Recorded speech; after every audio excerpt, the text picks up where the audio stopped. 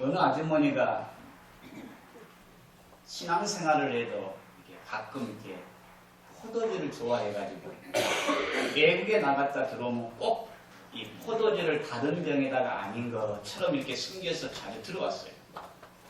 그래서 이제 딱 들어왔는데 다른 때는 그냥 무사통과되는데 그날따라 걸린 거예요. 세간은 딱 같은 아주머니, 이 병 속에 든 게 뭡니까? 이분이 예, 그것은 저 이스라엘 갈릴리 가나에서 가져온 거룩한 물 성수입니다. 그래 이분이 아무래도 좀 이상하거든. 그럼 내가 잠깐 내용물을 검사하겠습니다. 따가지고 먹어보니까 포도주거든. 아주머니, 아니 왜 거짓말하세요? 이건 물이 아니고 성수가 아니고 포도주잖아요. 오 할렐루야. 하나님께서 저에게도 물이 변하여 포도주로 기적을 행하셨군요. 오늘은 베드로가 옥에 갇혔지만 하나님의 기적을 통해서 노임을 받는 그런 내용의 말씀입니다. 오늘 말씀을 통해 오늘 또 주의 백성에게 기적을 행하시는 그 하나님의 은혜를 경험하는 저와 여러분 되기를 주의 이름으로 축원합니다. 예루살렘 교회가 부흥을 하자 헤롯이 지도자인 야고보를 죽입니다. 그러자 유대인들이 그것을 보고 적대 감정을 가졌던 유대인들이 기뻐하니까는 이참에 한 사람 더 죽이기 위해서 베드로를 옥에다 잡아넣었어요. 그런데 무교절 기간이라 그를 죽이지 못하고 무교절이 끝나면 그를 옥에서 내어가지고 그를 잡아 죽이려고 계획하고 있었습니다. 이제 오늘 본문의 정황이 그렇게 돼요. 그때에 잡혀든 베드로가 어떻게 하고 있었느냐. 자, 한번 보겠습니다. 자, 12장 4절. 헤롯은 도망가지 못하도록 이렇게 했습니다. 4절 말씀 시작.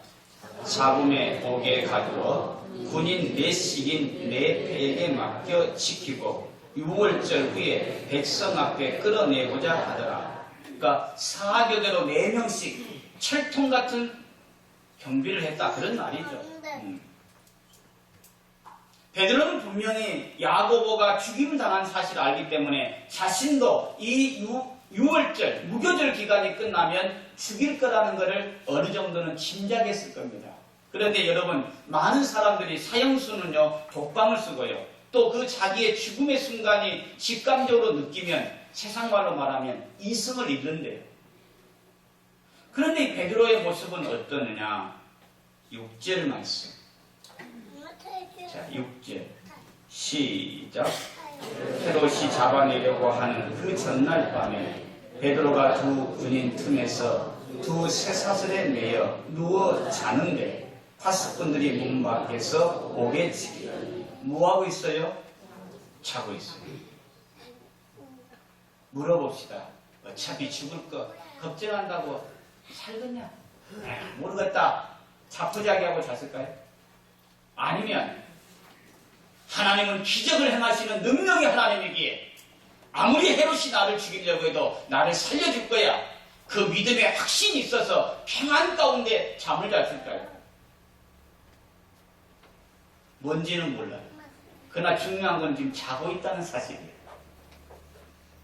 그런데 여러분 7절 한번 보세요. 어떤 일이 일어났느냐. 7절 시작.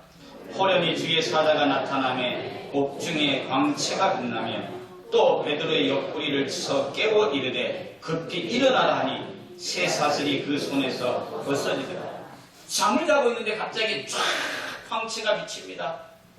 그러더만은 천사가 얼마나 깊이 잤으면 옆구리를 쳤겠어요. 일어나라. 뭔 일인고 하고 일어났어요. 일어나니까 또 새 사슬에 매였던 것이 풀어집니다. 할렐루야. 그뿐이에요. 군인들이 도망가지 못하도록 부스럭거리면 깨려고 군인들이 옆에 자고 있었어요. 그런데 몰라요. 정말 어른분처럼 어버가도 못 정도로 잘 잤던 분이에요. 그리고 일어났습니다. 그리고 그리고 나가니까요, 옥문이 촥, 촥, 최초의 자동 센서 문이에요. 사람이 딱 하면 여러분 문이 쫙 열리잖아요. 여기서 나와요. 그리고 이제 나온 겁니다. 그때서 베드로가 제정신이 온 거야. 한번 읽어보겠어요. 11절. 시작. 이에 베드로가 정신이 들어 이르되 내가 이제야 참으로 주께서 그의 천사를 보내어 나를 헤로데 성과 유대 백성의 모든 기대에서 벗어나게 하신 줄 알겠노라 하여. 예. 그때야 베드로는 하나님이 나를 옥에서 구출해 줬구나. 그때 깨달은 거예요. 그러면 조금 전에 말씀드린 것처럼 베드로가 하나님, 저는 아직도 교회에 할 일이 남아 있습니다. 아직 감당해야 될 사명이 있습니다. 나를 위해서 기도하는 성도들이 있습니다. 하나님, 나를 구출해 주옵소서. 전능하신 하나님이오니 오늘 또 기적을 행하실 줄 믿습니다. 기도한 후로 그 결과로 옥에서 나왔을까요? 저는 그렇게 보지 않아요. 왜 그러느냐? 보세요. 예를 들어서 제가 먹을 것이 떨어졌어요. 하나님, 지금 먹을 것이 떨어졌습니다. 하나님을 믿는 내가 하나님을 모르는 이방 사람에 가서 먹을 것 좀 달라고 나는 구걸하기 싫습니다. 하나님, 엘리야에게 까마귀를 통해서 역사했사오니 나에게도 먹을 것을 주시옵소서. 그렇게 간절히 기도하다가 잠이 들었어요. 그런데 눈을 딱 떠보니까 뭐냐? 옆에 먹을 것이 있어요. 그럼 뭐겠어요? 하나님이 내 기도에 응답하셨구나. 그럴 거예요. 그죠? 그런데 그냥 생각 없이 기도하다가 잠들었어요. 그래 일어나 보니까 먹을 것이 있어. 그때 뭐라 그래요? 이거 경건사가 갖다 놨나? 잘 들으세요.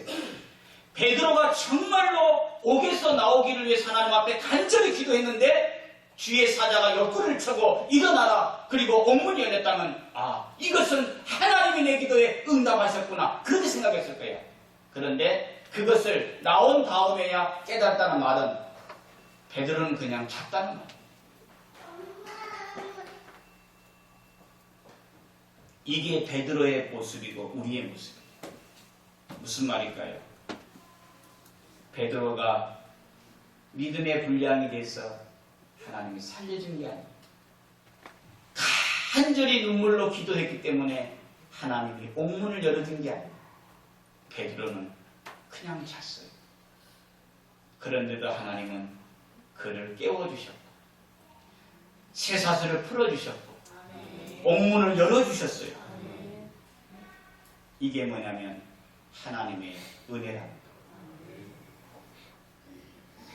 우리가 하나님의 기대치만큼 믿음이 따르지 못해도 하나님은 여전히 나를 하나님의 자녀로 돌보아 주시고 하나님의 기대치만큼 내가 믿음으로 살지 못해도 하나님은 여전히 나를 향하여 말합니다.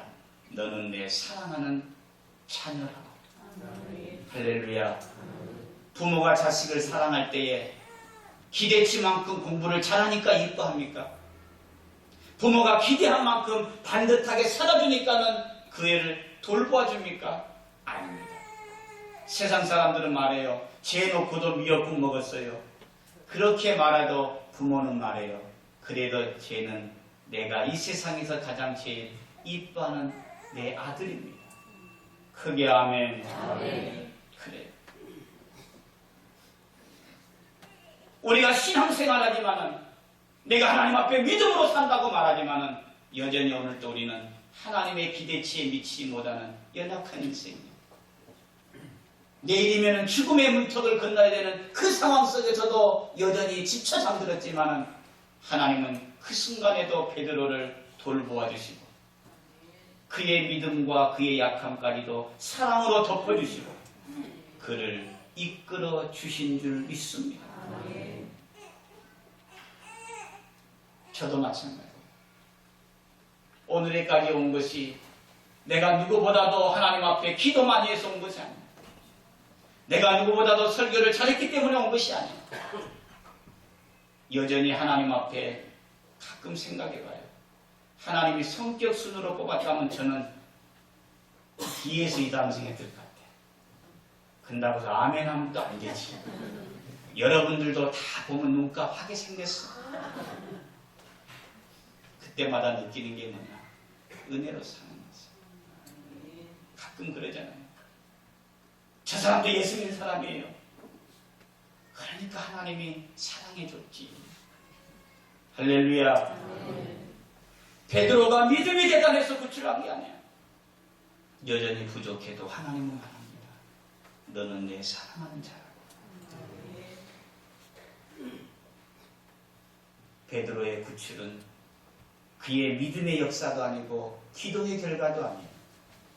하나님의 사랑의 손길이요, 하나님의 은혜의 손길이요, 하나님의 능력의 손길인 줄 믿습니다.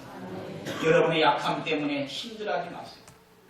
내가 왜 하나님 앞에 믿음 이것밖에 안 될까? 낙심될 때에도 주님은 여전히 세상 사람은 우리의 허물을 보고 성지할지라도 하나님은 그 허물을 바라보고 대신 아파하시고 우리를 찾아와 위로의 손을 내밀어 주시고 능력의 손으로 이끌어 주시고 오늘 또 내가 감당할 수 없는 문제들을 건너가게 하시는 줄 믿습니다. 은혜 안에 사는 인생. 두 번째, 그러면 그 지도자를 믿고 기도하는 성도들의 믿음은 어땠느냐?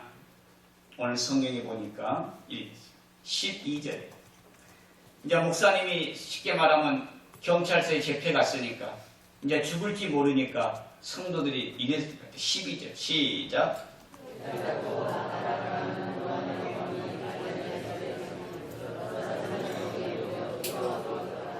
뭐하고 있더라? 네, 모여서 기도한 거예요. 하나님, 우리 목사님 아직도 할 일이 남았습니다. 하나님, 우리 목사님 살려주옵소서, 구출해 주옵소서, 전능하신 하나님 기적을 행하여 주옵소서. 그렇게 기도했을 거예요. 왜? 늦은 밤까지 뜨겁게 기도했어요. 왜? 뭘 기도했겠어요? 5절에 나와 있잖아요. 5절. 이에 베드로는 옥에 갇혔고 교회는 그를 위하여 간절히 하나님께 기도하더라. 그러니까 지금 뭔 기도하고 있어요? 목사님을 기도하는 거예요. 베드로에서 기도하고 있는 거야. 뜨겁게 간절히 기도했어요. 그 기도의 응답인지 베드로가 구치에 나왔습니다. 그러자 제일 먼저 어디 왔느냐? 교회에 온 거야. 기도하고 있는 곳에 온 거야. 문을 두드린 거야. 그래서 기도하다가 한 여자아이가 나가본 거예요. 그래서 저렇게 얘야 나다 이거야. 그 로데라는 여자아이가 베드로의 음성을 알아듣는 거야. 너무 좋아가지고 문 열지도 않고 달려간 거야. 여러분, 베드로 선생님이 왔습니다. 목사님이 살아왔습니다는 거예요. 그럼 뭐라 그래요? 할렐루야, 하나님이 우리의 기도에 응답하셨도다. 요래가 맞잖아. 그런데 오늘 성경에 보세요.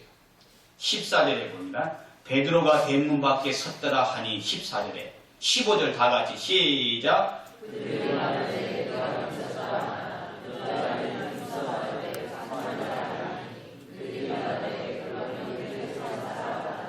베드로 선생님 왔으니까 뭐라 그래요? 니 미쳤구나.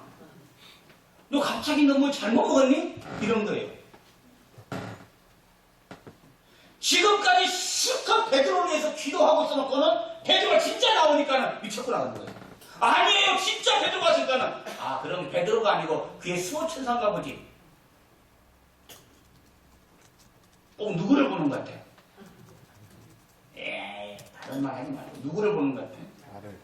나를. 제가 눈빛이 마주치니까 나를 그지만은 눈빛이 안 맞추면 니를 내가 그랬어요. 그랬어요. 이게 우리예요. 실컷 하나님 앞에 하나님은 살아계신 하나님, 전능하신 하나님, 오늘 또 기적을 행하신 하나님, 하나님께서 하시면은 베드로를 옥에서 구원하실 수 있는 줄 믿습니다. 에? 그렇게 기도해놓고는 막상 하나님 응답해 주니까는 이 미쳤구나. 여러분 이해가 돼요? 이게 우리라니까. 그런데 여러분 중요한 게 있어요. 그런 믿음인데도 하나님은 그 기도에 응답해 주셨어요. 자, 이게 하나님입니다. 그들의 눈물의 분량이 차서 응답해 준 게 아니에요. 그들의 믿음이 세상을 이길 만한 믿음이었기 때문에 하나님이 도우신 것이 아니에요. 하나님이 기적을 행하여 줘도 미쳤구나 하는 그런 믿음임에도 불구하고 하나님은 여전히 주의 백성을 사랑하시고 그들의 연약을, 그들의 부족을 덮으시며 이끌어주시는 하나님. 오늘도 그 하나님은 우리와 함께 하시는 줄 믿습니다. 때는 우리가 신앙생활 하다 보면 그러잖아요. 너무 힘들 때는 기도해야 되는 줄 알면서도 기도가 나오지 않을 때가 있잖아요. 정말로 하나님께 가까이 하면 내게 복인 줄 알지만은 그 하나님 앞에 나가는 것이 너무 힘들어서 주저앉고 싶을 때도 있잖아요. 그럼에도 불구하고 하나님 우리를 책망하지 않고 오늘도 다가오셔서 말씀합니다. 내가 너와 함께 하리라. 내가 너를 도우리라. 세상의 모든 사람들은 나를 떠날지라도 그분은 여전히 우리를 돌보시고 능력의 손으로 함께하는 줄 믿습니다. 그래서 저는 기도할 때마다 하나님 앞에 구하는 게 있어요. 내가 하나님 보시기에 부족할지라도 나의 허물보다도 더 크시는 하나님의 사랑으로 돌보시는 그 능력이 있기에 우리는 오늘 또 하나님과 동행하는 승리의 삶을 사는 줄 믿습니다. 여러분, 믿음으로 사는 자에게 하나님이 함께 하시고 주의 백성의 간구에 응답하시는 하나님이라고 믿지만은 때로는 내가 당하는 아픔이 너무 크기 때문에 내 눈에 보여지는 현실이 너무 어둡기 때문에 우리는 주저앉을 때가 있어요. 정말 하나님은 살아계시는가? 정말 하나님은 나와 함께 하시는가? 내가 갈등하고 고민하는 그 순간에도 하나님은 여전히 너 믿음이 그것밖에 되지 않느냐고 책망하기보다는 더 능력의 손으로 나를 붙잡아 주시고 잠든 베드로를 깨우는 것처럼 미쳤다고 하는 그들에게도 능력을 행해 주셨던 것처럼 하나님은 오늘도 우리를 붙잡아 주시는 줄 믿습니다. 내가 심은 것이 많기에 거둔 것이 아니에요. 내가 누구보다도 뜨겁게 기도했기에 응답된 게 아니에요. 하나님의 사랑 안에 있기에 하나님의 은혜 안에 있기에 우리는 여기까지 달려온 줄 믿습니다. 마지막 세 번째로 그러자 세상 사람들은 이렇게 말합니다. 18절입니다. 18절 시작. 날이 샘의 군인들은 베드로가 어떻게 되었는지 알지 못하여 적지 않게 서동하니. 세상 사람들은 베드로가 어떻게 되었는지 어떻다고요? 알지 못해. 그래, 이게 은혜 안에 사는 인생의 축복이요 비밀이에요. 그 사람들은 다 이해할 수 없어요. 왜? 그 하나님의 은혜를 모르기 때문에. 그들이 아무리 가두려고 해도 하나님이 놓으시면 풀려나는 거예요. 아무리 헤롯이 죽이려고 해도 하나님이 붙드시면 살려나는 거예요. 성도 여러분, 옥에 갇힌 베드로처럼 힘든 문제가 있습니까? 내 힘으로는 풀어낼 수 없는 쇠사슬이 있고 내 능력으로는 도저히 열어갈 수 없는 닫힌 문이 있습니까? 환경을 바라보지 마십시오. 그리고 나의 연약을 바라보지 마십시오. 오늘도 주의 백성에게 베푸시는 하나님의 능력을 바라보는 저와 여러분이 되기를 축원합니다. 그분은 한숨이 변하여 찬송이 되게 하시고 내 눈물이 변하여 기쁨이 되게 하시고 내 기도가 변하여 간증이 되게 하실 줄 믿습니다. 우리는 하나님의 능력을 다 헤아리지 못합니다. 그래도 하나님은 능력을 행하십니다. 우리는 그 하나님의 넓은 사랑을 다 측량할 수 없어요. 그래도 하나님은 여전히 나를 사랑하신다는 사실이죠. 그래서 사람들은 능력밖에 문제를 만나면 말합니다. 나는 한계 속에 사는 인생이라. 그러나 우리는 이렇게 말합니다. 나는 은혜 안에 사는 인생이라고. 할렐루야. 뛰어야 벼룩은 것은 맞습니다. 그러나 그 벼룩이 말의 등을 타면요, 말만큼 튀고요. 그 벼룩이 보잉 747을 타면 미국도 가더라. 그게 아멘. 내 힘으로는 뛰어야 벼룩이에요. 그러나 하나님의 은혜 안에 있는 인생, 하나님의 능력 안에 있는 인생, 오늘도 나는 기적을 행할 수 없으나 기적을 행하시는 하나님의 안에 사는 인생은 복되다는 것이죠. 결론을 짓고자 합니다. 추운 날 눈보라가 몰아치는 고속도로에 차가 고장나서 서 있어요. 그래서 지나가는 사람이 그것을 보고 안타깝게 생각하고 차를 뒤에 세우고 이렇게 보고 있어요. 고치고 있더니 안 되는 거야. 시동이 안 걸리는 거야.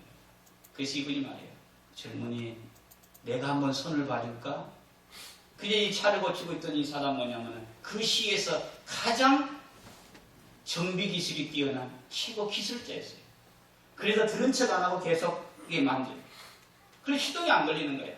그래서 또 한 번 이 노신사가 말해요. 젊은이, 내가 한번 해보지.